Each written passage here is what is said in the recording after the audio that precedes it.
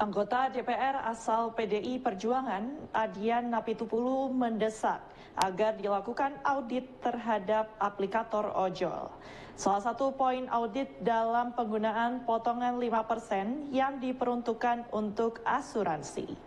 Menurut Adian, saat ini jika terjadi kecelakaan terhadap ojol ditanggung oleh Jasara Harja, sehingga pihaknya mempertanyakan dana asuransi yang dikelola oleh aplikator.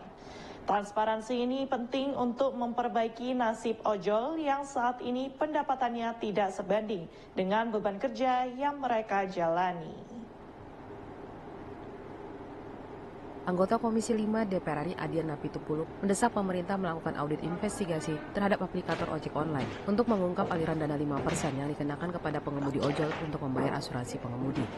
Adian mengatakan sejumlah kecelakaan yang menimpa pengemudi ojol selama ini tidak ditanggung oleh asuransi perusahaan, tetapi ditanggung oleh asuransi Jasara Harja. Padahal aplikator telah memotong 5% dari pendapatan pengemudi. Adian mempertanyakan pemanfaatan dana asuransi tersebut dan mendesak audit investigasi terhadap sejumlah aplikator ojol. Ia menegaskan regulasi transportasi online tak boleh ditunda-tunda untuk menyelamatkan nasib jutaan pengemudi ojol. Siapa yang mempertanggungjawabkan angka 5% ini sejak tahun 2022? Siapa yang pegang uangnya? Kemana uangnya? Berapa jumlahnya? Boleh nggak kemudian driver ojol tahu? Mereka bilang kita buat ambulans mana? Memang di jalan ada tuh ambulans Gojek.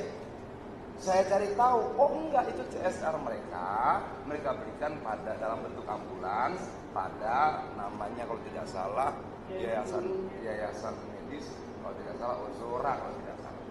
Jadi itu juga bukan untuk ngangkut driver ojol itu, yang menurut riset 31,6% driver itu pernah alami kecelakaan. Berdasarkan Peraturan Menteri Perhubungan Nomor 1001 Tahun 2022, perusahaan aplikasi ojol tidak boleh memotong lebih dari 20% pendapatan pengemudi.